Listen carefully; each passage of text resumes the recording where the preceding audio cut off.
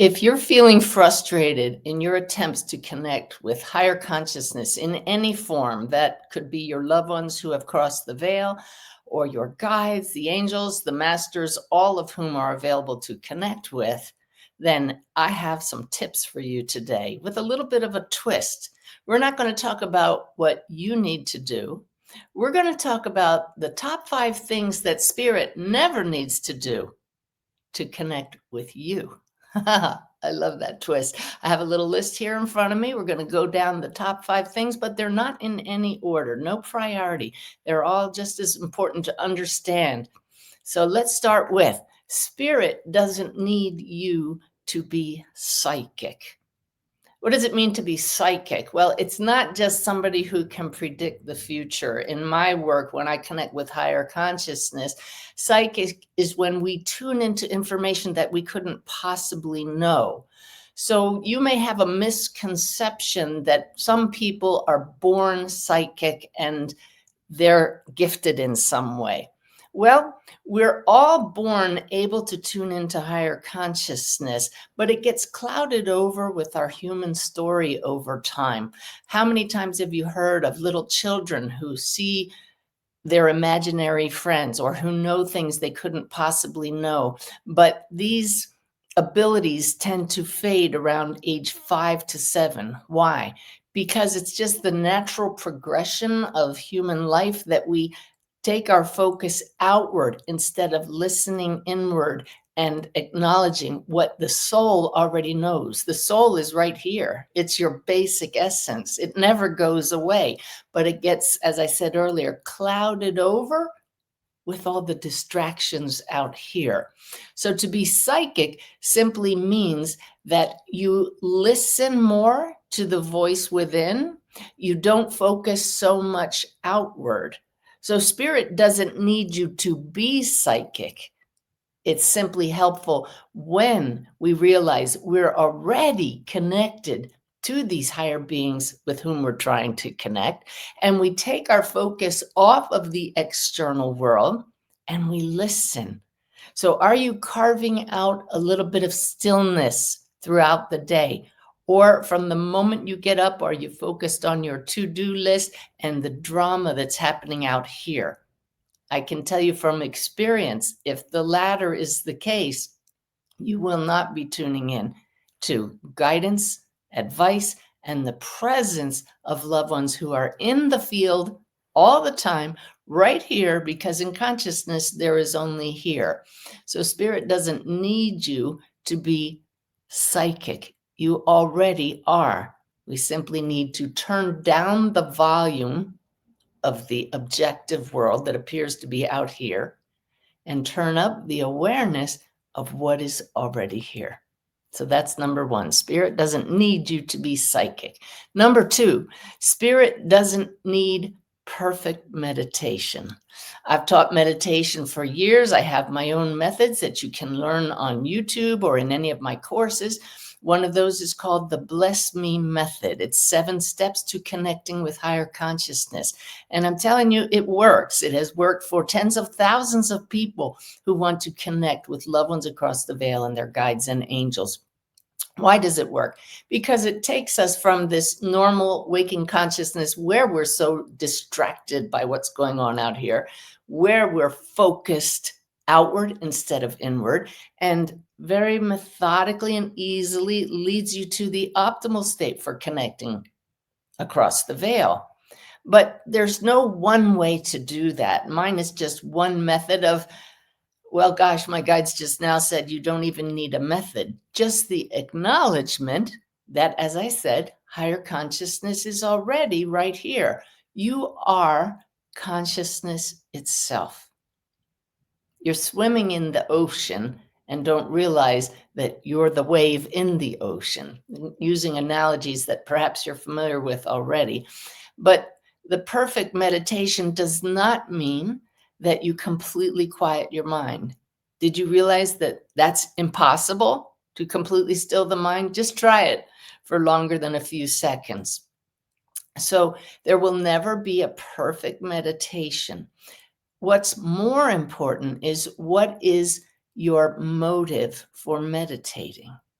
If it's to connect with higher consciousness, then how about setting an intention to connect with a specific being and sticking with that every day, carving out some stillness to listen and reach out to engage a certain being, but leaving stillness to notice what comes up in the spaces in between, all of the sensations, thoughts, and feelings that arise. It will be different every time. If you think that spirit needs you to do something the same way every time, that it's going to always unfold exactly how you expect it to, then no wonder you're not connecting. It's learning to flow with what arises in the moment. Yes, when you go into meditation, have an intention. Perhaps it's just to experience peace. I use the word just, but what a blessing that would be to have a few moments of peace every day. If that's the motive for you, then try my sip of the divine, which stands for sit in peace, where you set aside time to sit quietly. You intend to connect with higher consciousness and you pay attention. Notice this SIP there. It's not only sit in peace, but setting aside time, intend to connect and pay attention. But again, there's no perfect method, and spirit doesn't need you to have a perfect meditation, but it certainly helps when you have a clear intention and you carve out that silent time. All right, so that's two. In the 5 things that spirit never needs you to do. The third one is spirit doesn't need signs to be dramatic. We do, don't we? We need something to knock our socks off to prove to us that our loved ones in spirit are here and they're trying to connect with us, or that that really was an angel talking to you and giving that advice in your mind.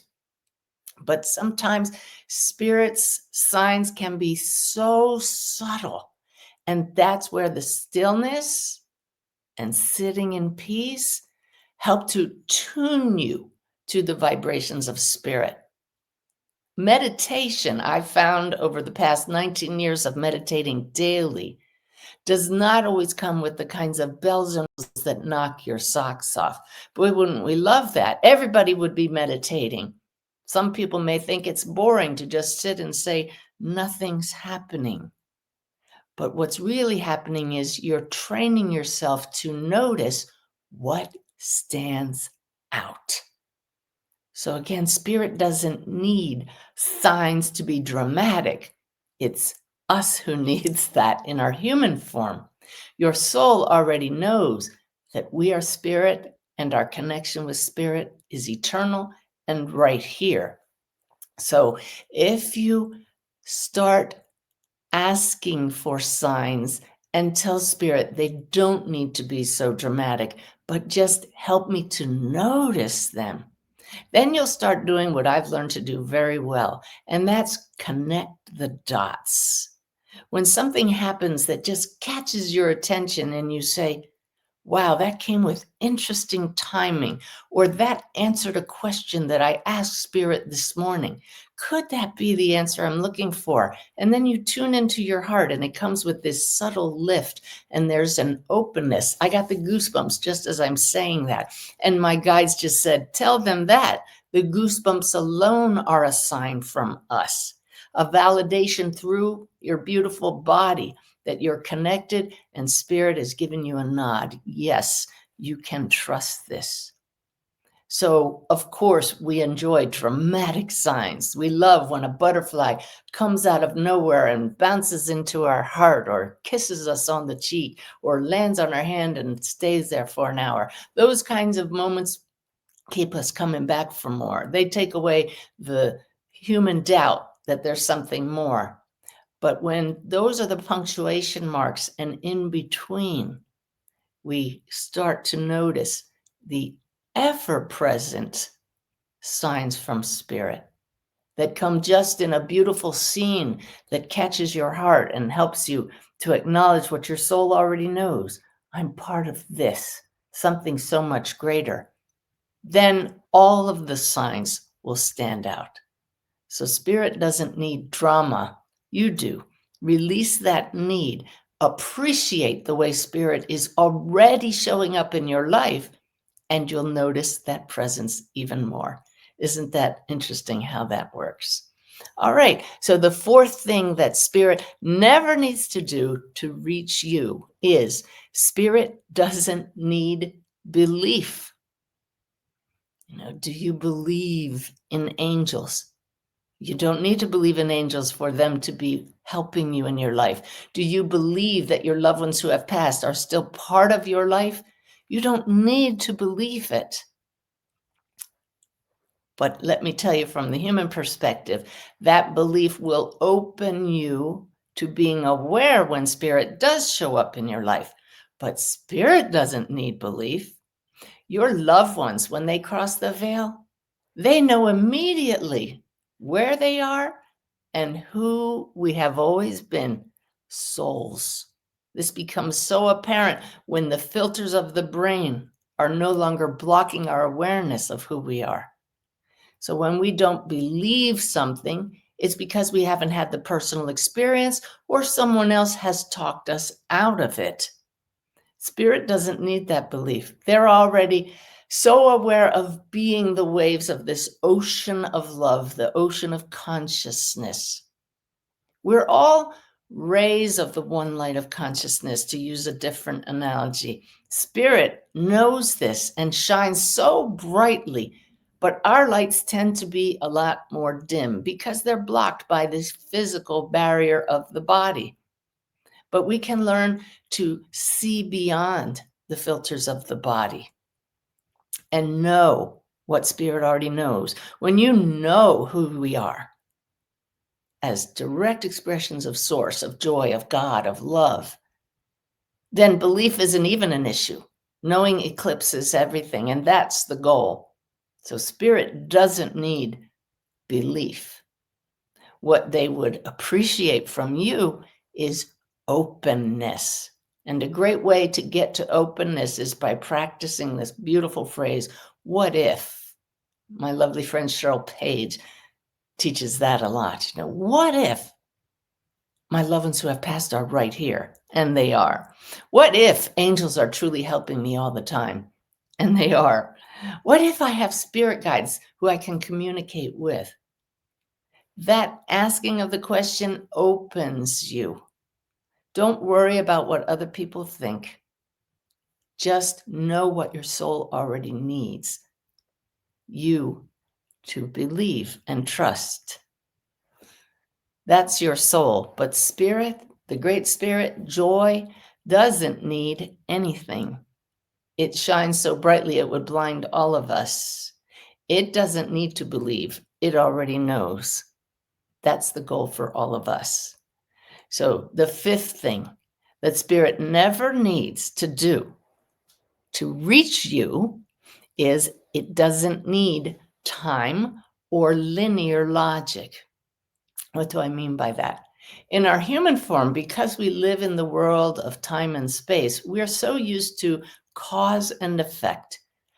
You do something, something happens as a result. We think that we spend time, lots of time meditating, then we're going to have a better connection.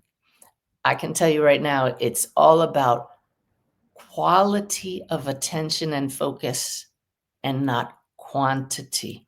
So spirit doesn't need you to be dedicating hours a day meditating.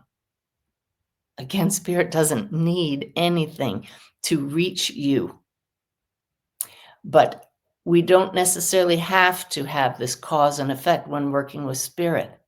We call it a miracle when something happens that we have no explanation for, and usually it's because it defies the logic of time. It doesn't unfold A, B, C. Something suddenly appears or something unfolds with no known cause. Well, that cause comes from higher consciousness. Spirit is ever present here and now. There is no time in the spirit world. There is instant manifestation. We don't need time for things to unfold. So spirit doesn't need time. It doesn't matter how long you've been waiting for a breakthrough to connect with Spirit. Spirit has been here all along. But what we need to do is to be patient, to be committed to opening to Spirit and listening.